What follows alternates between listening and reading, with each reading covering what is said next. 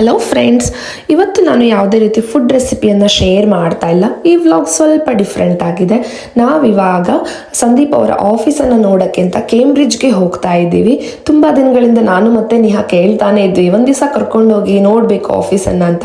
ನಮಗೊಂಥರ curiosity ಇರುತ್ತಲ್ಲ, ಅಂದರೆ ನಿಮ್ಮ ಹಸ್ಬೆಂಡ್ ಅಥವಾ ವೈಫ್ ಈ ಕೆಲಸ ಮಾಡೋ ಜಾಗ ಹೇಗಿರುತ್ತೆ, ಹೇಗೆ ಅವರು ಇಡೀ ದಿನ ಟೈಮಲ್ಲಿ ಸ್ಪೆಂಡ್ ಮಾಡ್ತಾರೆ ಅಂತ. ಹಾಗಾಗಿ ನಾವಿಬ್ಬರು ಇವತ್ತು ಆಫೀಸ್ಗೆ ಬಂದಿದ್ದೀವಿ. ತುಂಬ ಅಂದರೆ ತುಂಬಾ ಚೆನ್ನಾಗಿದೆ ಆಫೀಸ್ ಬಿಲ್ಡಿಂಗ್ ಎಲ್ಲದು. ಇದು ಹೊಸ ಬಿಲ್ಡಿಂಗ್ ಬೇರೆ, ಮತ್ತು ಇಲ್ಲಿ ಒಂಥರ ಓಪನ್ ಸಿಸ್ಟಮ್, ನಿಮಗೆ ಚಿಕ್ಕ ಚಿಕ್ಕ ಕೋಣೆ ಥರ ಅನ್ಸಲ್ಲ. ಒಂದ್ಸಲಿ ನೀವು ಎಂಟರ್ ಆದರೆ ಇಡೀ ಆಫೀಸ್ ನಿಮಗೆ ಕಾಣಿಸುತ್ತೆ. ನಮಗಂತೂ ಸಖತ್ತಾಗಿ ಇಷ್ಟ ಆಯಿತು.